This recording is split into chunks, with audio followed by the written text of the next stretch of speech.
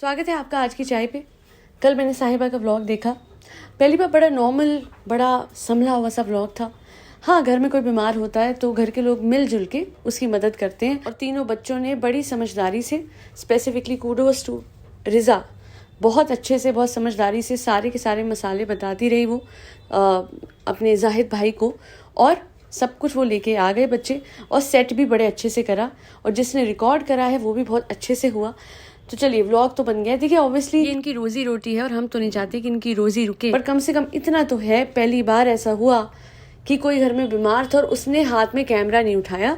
वरना मैं आपको बता दूं कि अगर आप लोग जाके कमेंट ना करें ना, ये बात पॉइंट आउट ना करें, तो आज साहिबा हाथ में कैमरा लेके खड़ी होती। तो कम से कम इतना इम्पैक्ट लोगों का आया है, पब्लिक का आया है, कि ये लोग समझ गए कि कोई घर में बीमार है तो उसके हाथ में कैमरा नहीं होता और उसको ज़्यादा कवर भी नहीं किया जाता on camera, which is a good sign of improvement. पर एक बहुत बड़ा कंसर्न है नहर के लिए, वो छोटी बच्ची आ रखी है उसके लिए, जो कि मेरे सब्सक्राइबर्स मुझे भेजते रहते हैं थ्रू कमेंट्स एंड डीएम। ये मैसेज मुझे अवनी ने डीएम किया था। वो चाहती हैं कि ये बात समझे साहिबा और जाहिद और फैमिली भी, कि जो बच्चियां हैं तीनों, खिजा, ज़ारा और नहर, हमेशा अजनबी आदमी इनके आसपास रहते हैं, चाहे वो जनाब के दोस्त हों, चाहे वो जाहिद के हों। जाहिद तो हमेशा अपना एक दोस्त लेके ही आता है, पता नहीं क्यों, ज़रूरी क्यों है, कंपल्शन क्यों है। 24 घंटे, कल भी मैं देख रही थी, एक सोफ़ा पे लेटा हुआ था। अवनी ने साफ कहा है कि हो सकता है कि उनकी इंटेंशंस बुरी ना हो, पर हमें पता है कि बच्चियां कितनी वल्नरेबल होती हैं, छोटी उम्र की स्पेसिफिकली, और उनको प्रोटेक्ट करना फ्रॉम स्ट्रेंजर्स बहुत ज़रूरी होता है। पर जब अपने घर में ही इतने लोग होंगे, इतने गैर आदमी होंगे, तो फिर कहीं ना कहीं उनकी सेफ्टी कॉम्प्रोमाइज़ हो सकती है। और अवनी ने बताया कि बहुत सारी बच्चियां हैं जो अपने घर में भी बहुत तरीके का वायलेंस सहती हैं, अपनों के द्वारा भी। तो यहाँ तो इतने सारे गैर आते जाते हैं, कोई ना कोई बच्ची के साथ कुछ ना कुछ कोई गलत ना करते, इसलिए ज़रूरी है घर में गैर आदमी, स्ट्रेंजर्स इस तरीके से ना आए बच्चियों के मौजूदगी में। एक और बात मुझे समझ नहीं आती, चलिए ये तो हाई रिस्क की है, इनका समझ में आता है। अब साहिबा नहीं जाएंगी गाँव, कभी भी नहीं जाएंगी, हमें पता है, बट वो जो बच्ची लेके आई थी अपनी जिम्मेदारी के तहत, उसकी तरफ इनकी क्या रिस्पॉन्सिबिलिटी बनती है। बाकियों के तो माँ बाप हैं, माँ हैं घर में, जो खालाएं हैं वो हैं, बट ये जो बच्ची है इसको कौन लेके जाएगा। आप सोच के देखिए, क्या इसका स्कूल नहीं होता। ये देखिए, मेरे सब्सक्राइबर ने लिखा कुछ हफ्ते पहले, ये देखिए इन्होंने भी लिखा कि क्या इसे स्कूल वापस नहीं भेजना, और इसकी स्कूल की कितनी लंबी छुट्टी है जो कि अभी तक ख़त्म ही नहीं हुई है। प्लस भर भर के आप उस बच्चे से काम करवाते हो जिसको आप लाए थे ईद मनवाने। अच्छा, मुझे एक बात समझ नहीं आती, बड़ी अजीब बात है, ईद जैसा बड़ा दिन इस बच्ची ने अपने माँ बाप से दूर मनाया। मैं समझ सकती हूँ जी, पहली बार लेके आई थी, चलो उसे हक नहीं है, बट कभी और भी वो लेके आ सकती थी।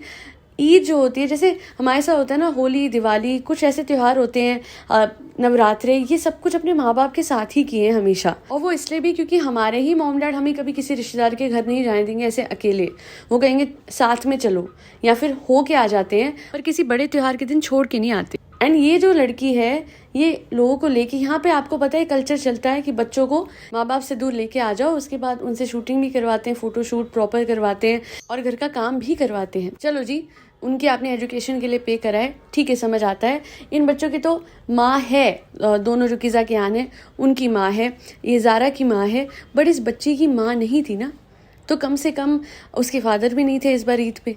तो मेरे हिसाब से बहुत वक्त बीत गया। आई एम श्योर इसके माँ बाप को इसकी याद आती होगी, और प्लीज़ वो एग्जाम्पल सेट मत कीजिएगा।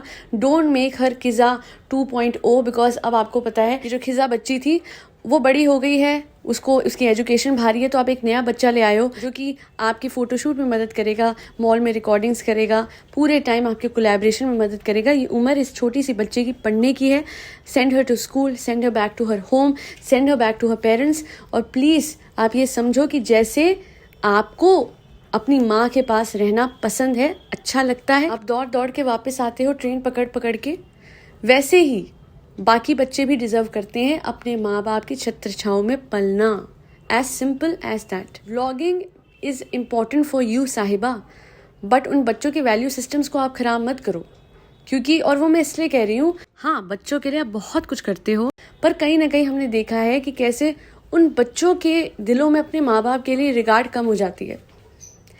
जैसे उस दिन याद है आपको, याद ही होगा, ट्रेन में लेने आया था कियान अपनी मदर को, तो कहता है और सब ठीक। वो तो हमने बोला, तो फिर नेक्स्ट उसने बोला सलाम वालेकुम अम्मी। और एक बार खिजा भी ये बात बोल चुकी है कि जो आवा है वो इधर है और वो वहाँ पे है। अपनी मदर को अम्मी बोलने के बजाय वो वहाँ पे है। बहुत अजीब सा लगता है, बट आपको ये समझने की ज़रूरत है कि बच्चों की कोई गलती नहीं है। इनके जो बड़े हैं ना, जो बड़े बने हुए हैं, वैसे वो बड़े नहीं हैं, जो भी लोग हैं वो सारे लोग इन लोगों को यही सिखाते हैं दैट एवरीथिंग इज़ व्लॉग। खाना पीना उठना बैठना व्लॉग है, उसके अलावा और कुछ भी नहीं है। अच्छा खासा उसको स्पोर्ट्स ज्वाइन करवाया था कियान को, वो भी नहीं है अब। बच्चों को तो एक्स्ट्रा करिकुलर एक्टिविटीज़ में लगा के रखना चाहिए ताकि उनके जो एक वो पैशन भी फॉलो कर सकें और उनकी एक जो मोनोटोनस लाइफ है उसमें चेंज आए। बट अब मोनोटोनस कहाँ है, उनको पहले किचन सेट कराना इज़ नॉट बैड, घर के काम कराना इज़ नॉट बैड, बट अगर आप सिर्फ व्लॉग्स में लगा के रखोगे बच्चों को तो उनकी एक अपनी लाइफ वो कहाँ गई, वो भी तो वो डिज़र्व करते हैं। और इस बच्ची को वापस भेजिए। और एक रिक्वेस्ट करूँगी जाहिद से, अगर आप सुन रहे हो, जो साहिबा के हस्बैंड हैं, आप किसी अनजान आदमी को लेके आते हो, वो आपके लिए आपका दोस्त है, घर में छोटी छोटी बच्चियां हैं, वो लेटे रहता है, बाहर बैठे रहता है। देखिए हमें पता है कोई कैसा भी हो सकता है और कितनी चीज़ें होती हैं दुनिया में, मैं उस पर कोई इल्ज़ाम नहीं लगा रही, वो बहुत अच्छा इंसान होगा, but for the sake of the kids in the house, girls specifically, please आप बार बार जब आप आते हो ये permanent member of the house जो एक्स्ट्रा आप लेके आते हो वो लाना बंद कर दो। जो टेम्परेरीली आता है आपके साथ बट वो परमानेंट मेंबर बन के रह जाता है, बिल्कुल कोई कंपल्शन नहीं है अपना एक दोस्त लेके आने के लिए, तब जब आपको पता है कि आप 9 महीने के लिए यहाँ पे आ रहे हो, शायद उससे कहीं ज़्यादा सालों के लिए, सॉरी।